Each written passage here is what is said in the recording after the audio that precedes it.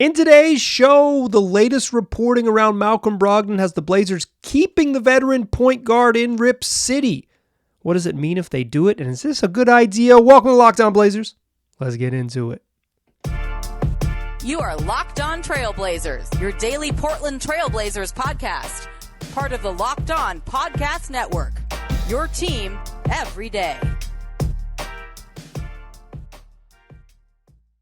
What's up, world? It's your past first point guard and Trailblazers reporter Mike Richmond. You listen to another episode of Locked On Blazers, part of the Locked On Podcast Network, available wherever you get podcasts, and also on YouTube, coming at you each and every weekday, Monday through Friday.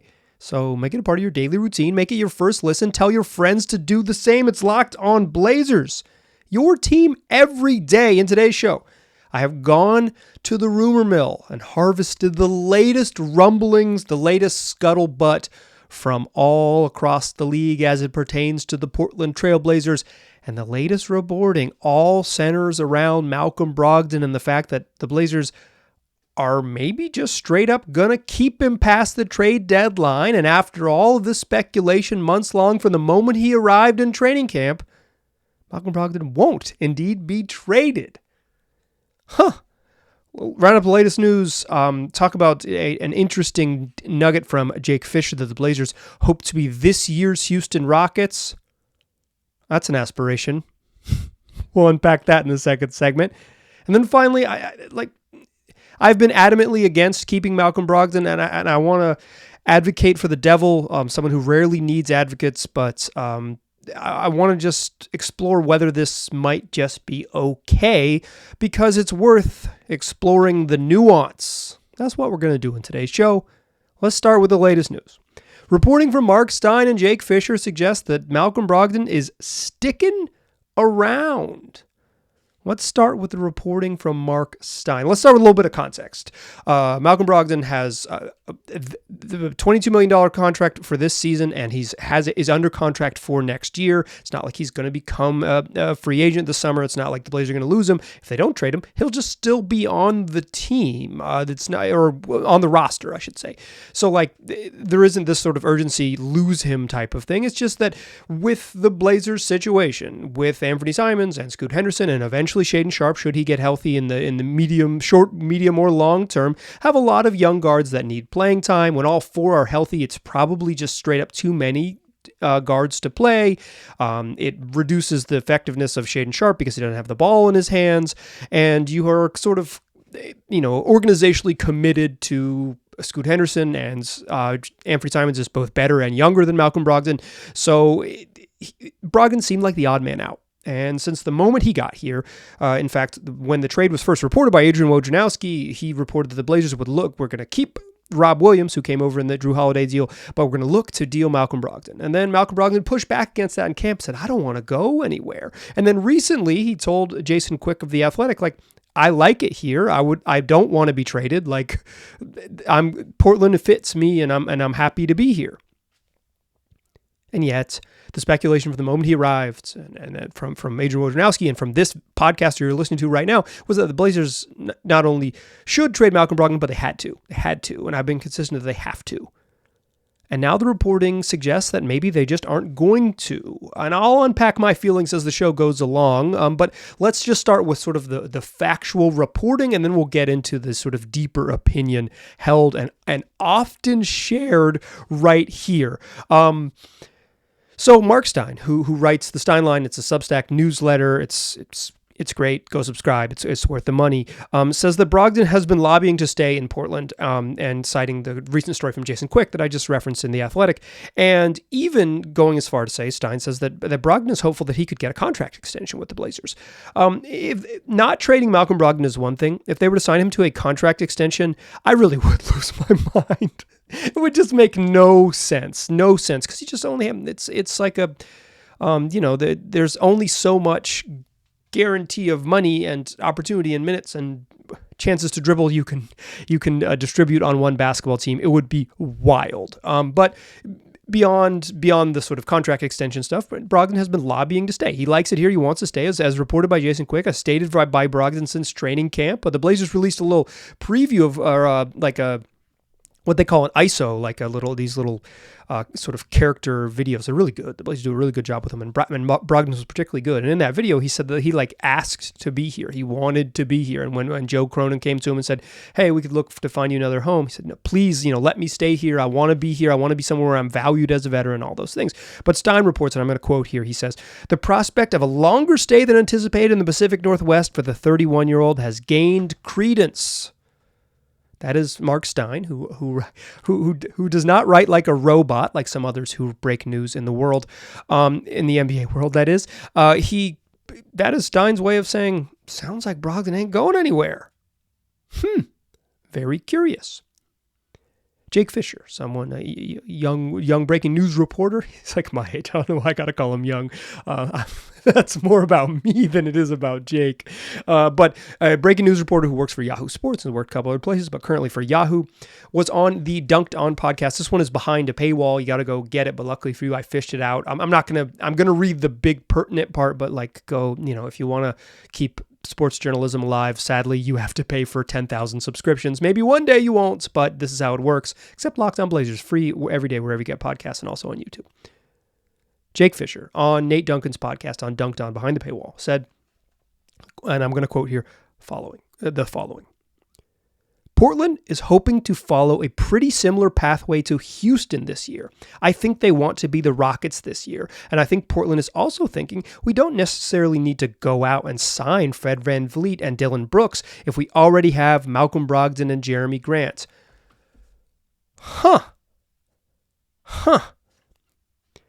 Adding more credence to this idea, and to steal a Stein word, adding more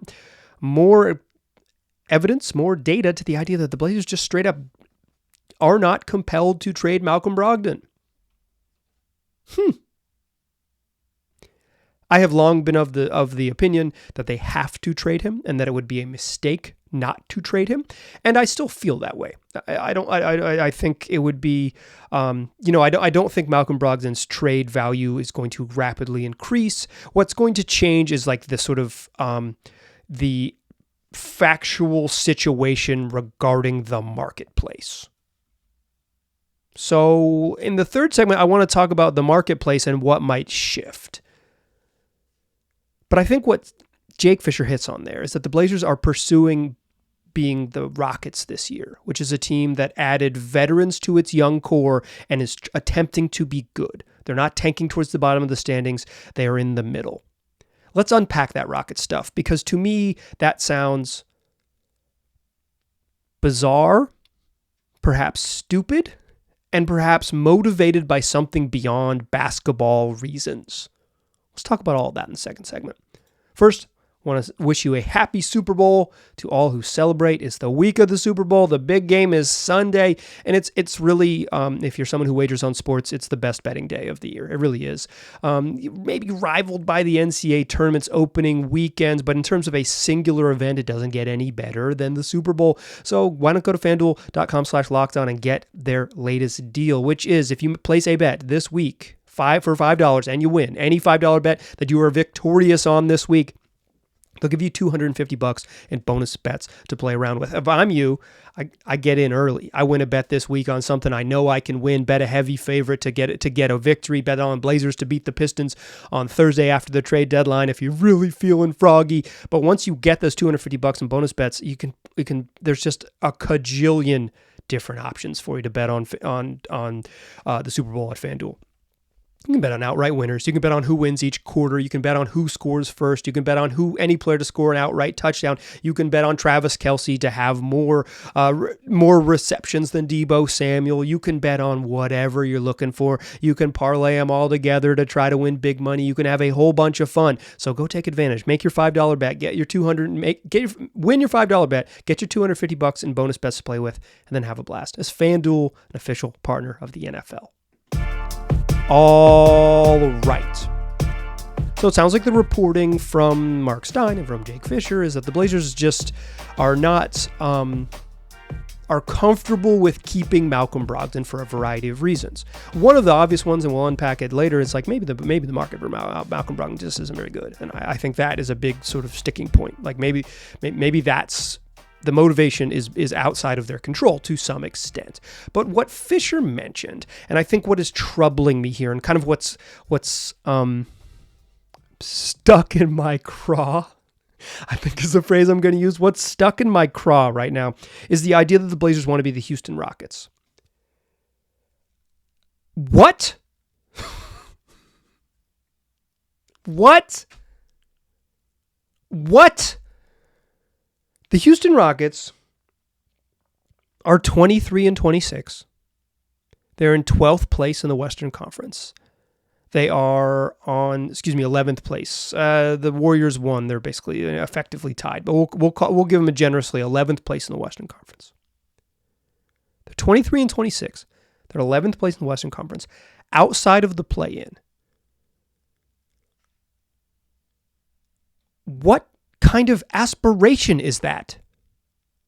What kind of franchise goal is to look at a team that is 3 games under 500 without a path to be like truly a playoff team, significantly below the true contenders in the West, and a little bit better because they did add Fred VanVleet, good basketball player. They did add Dylan Brooks, good defensive player. They did add Jeff Green, great old head, to a talented young core, so they could go 23-26.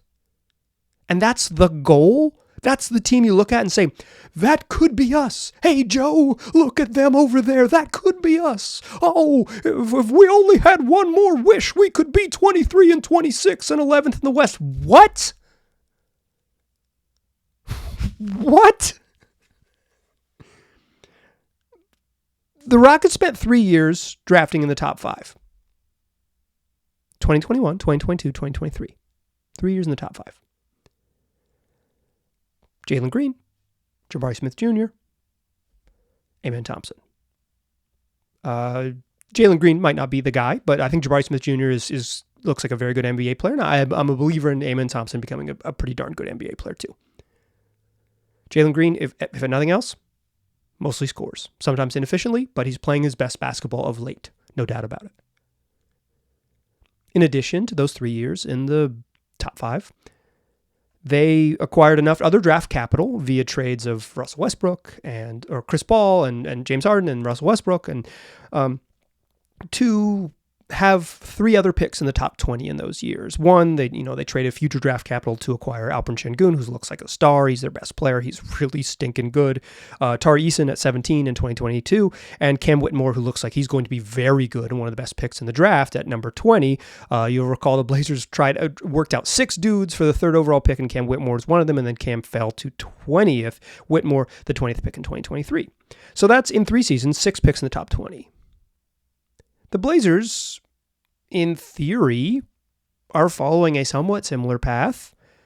They picked 7th with Shaedon Sharpe in 2022. Last season they picked 3rd with Shaedon Sharpe. They're likely to be somewhere in like that 5 through 7 range again this year. They could bump up in the lottery for sure, but I think Memphis is really coming for them in terms of leapfrogging them for a worse record. They're going to have to lose about 3 to 4 more games than the Blazers down the stretch of the season, and I think it's doable considering Memphis's health challenges. So the Blazers would have 3 straight years in the top 7. They'd have some other first-round picks in there for their troubles, including Chris Murray, and they're likely to have 2 first-round picks with the Warriors pick this season. So then they're probably going to end up with 3 picks in the top 7 and 2 picks in the top 25 across 3 drafts. Depending on your feelings about how good Toumani Camara and Jabari Walker are going to be, and whether you really squint and see an excellent basketball player with Ryan Rupert, like maybe you're higher on the Blazers' core young players than I am. And I think that's fine. Like, you're entitled to that opinion. And this isn't the space where I'm going to say, like, disparage the young core. I don't think, I maybe don't think there's like a star necessarily in the like non-Scoot Sharp crowd, but there's some solid NBA players to be sure. I don't think that's dissimilar to what the Rockets have done the previous 3 years. Say the Blazers are a year behind them. But why would you short circuit the post-Dame era? The Rockets started this by trading the Rockets started this by trading James Harden and spending 3 years in the tank. Then they cycled back up. Then they made their push. They didn't trade their franchise player and spend 1 year down and say, let's go for it. After they moved off from a franchise icon, they they took, 3 crap years. I'm maybe not in favor of, for like selfish podcast reasons, that the Blazers are bad for 3 straight seasons, but I think why would you short circuit the post-Dame era after 1 season and say, let's hold on to a decent, and Malcolm Brogdon is decent, he's a good basketball player, a decent 31-year-old point guard who takes away minutes from the other young core so we could be the 11th best team in the West. Why is that a reasonable pursuit? Why would anyone want that? It makes so little sense to me. Like, if that's the model, and Jake Fisher said this on another podcast as well, but importantly, Jake Fisher has said this publicly twice. He's someone who breaks news. He's someone he does a really good job, I think, as anyone who in the newsbreaker world, of like kind of setting the scene behind the scenes. Sometimes Fisher will report things that are like, this haven't happened, but these discussions happened, and I think that's more interesting and more valuable than the I only break news as it happens news brokers of the world. The nuts and bolts, how the sausage is made, is much more interesting to us learning about how this all works. You recall that both Stein and Fisher reported that the Rockets had interest in Rob Williams, and the Rockets traded for another injured backup center in Steven Adams. It's how it's made matters to me. Now, Fisher says that the Blazers are eyeing being the Rockets, holding on to veteran players that are good. Jeremy Grant is good. Malcolm Brogdon is good. These are 2 of the Blazers' 3 best players. They're legitimately helpful. Malcolm Brogdon is way freaking better than Scoot Henderson. It's not a question. He's way better than him. At both sides, both offense and defense, he's way better than him. But is the point to go 23-26 and be on the fringe of a play-in team? Is the point to race back to the middle? I can't imagine that is what Joe Cronin wants to do. It strikes me as absolutely as a thing that ownership would desire. I haven't agreed with everything Joe Cronin has done. I think he's weirdly polarizing. I think people either think he's really, really good, or there's a strange sect of the fan base that thinks he's like extremely stupid. And always, like, the middle is so easy to find, and I'm always stunned when people can't find the middle. I think he's been pretty good. I think he's made some mistakes, some things I wouldn't do, some things I haven't loved, and then for the most part, I think he's been pretty good at building this thing. If Scoot Henderson turns into be a really good player, it's going to feel a lot better. If Shaedon Sharpe turns into a really good player, it's going to feel a lot better. If neither of them do, it's going to feel a lot worse. But I think like he's mostly taken the right steps, although maybe not always in the ways that I would have, and I think he's done some public lying that is like unnecessary. But I think Joe is too smart and too committed down the rebuild path to want to chase being the Rockets next season. This strikes me as a call from ownership. This strikes me as someone who sees empty seats in the Moda Center and counts ticket receipts and counts butts in seats and counts per capita income at a game and all of the thing that people who run a business do, and says, what if we were a little bit better? You think we would sell tickets if we were a little bit better? Okay, let's be a little bit better. I'm not reporting that. I'm this true tinfoil hat nonsense.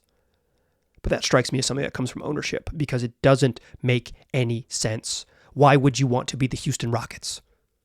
Why the year out you trade Dame and you spend a year as a bad basketball team, and then you cycle back up and say, we're going to be not good.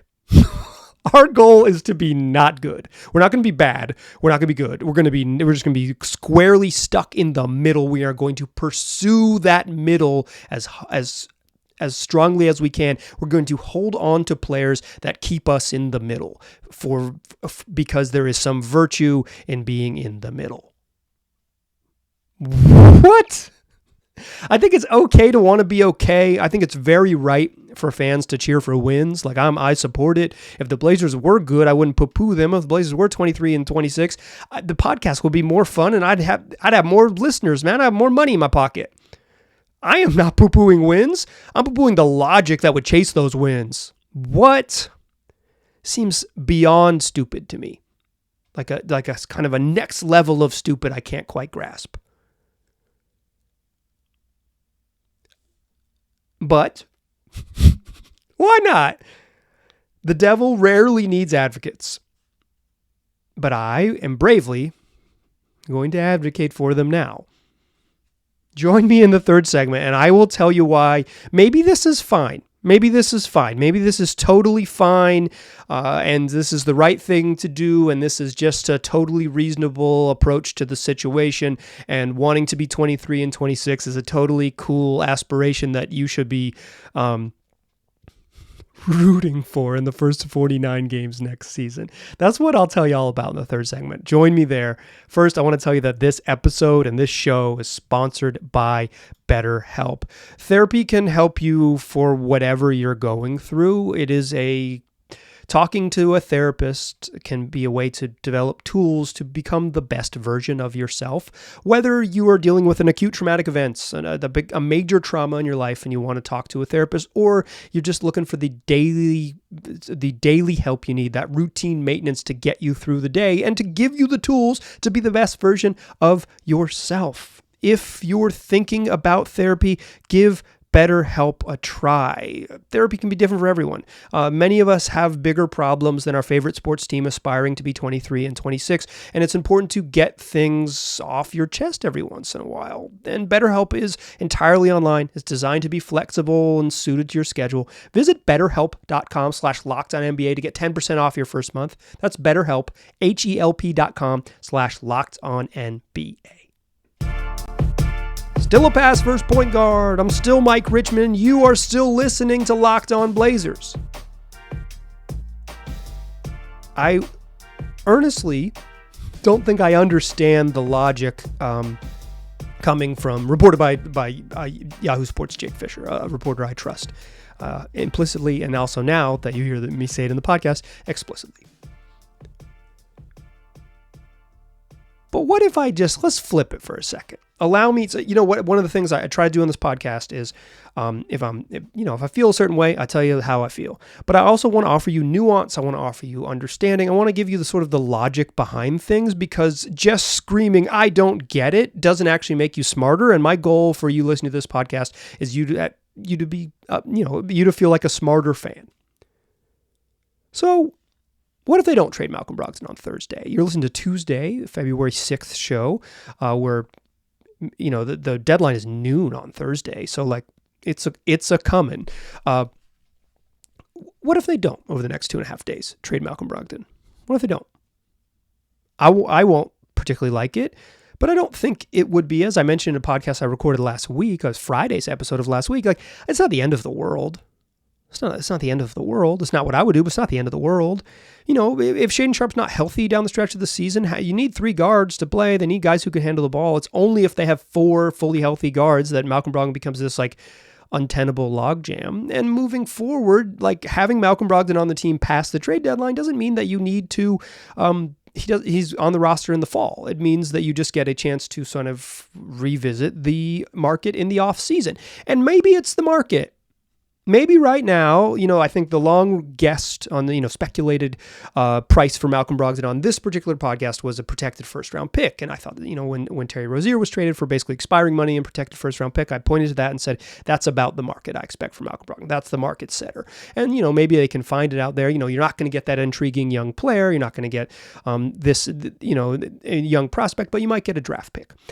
The Blazers don't really need another draft pick in 2024. They're already likely to have 2 first rounders and they have 2 second rounders. They don't need 5 rookies. That's not appealing to them. They can't quite move forward with that. So they would need a pick in the future draft, and maybe teams are unlikely to give away picks in the future because you just never know. They'd much rather give one away when they kind of know, hey, here's what we are in February, so we're really comfortable what we're going to be when the season ends in April, and especially if we make this trade and we're willing to give up the pick in the immediate future as opposed to down the line when things are uncertain and yada yada yada, right? And in theory, the 2024 draft is worse than the 2025 draft. That stuff always remains to be seen, right? People thought this draft was incredible, and I think this rookie class has struggled a little bit in general. Wemby's pretty good. I think it's safe to say he's pretty good. But so perhaps the Blazers either haven't been offered that protected first or have only been offered a protected first in 2024, and they're saying that's not really what we need. We don't need that. We need picks down the line.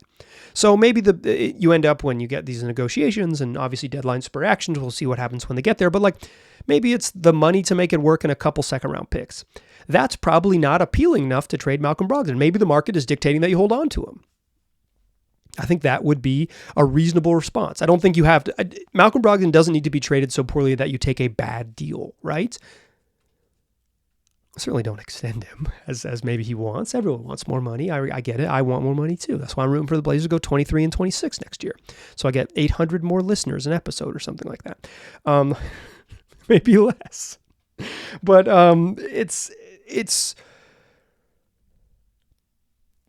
it is, if the market is dictating that Brogdon is not worth what the Blazers want to trade, there's no reason to just throw away this sort of deal, right? There's no way to just to take a bad deal for the sake of taking a deal.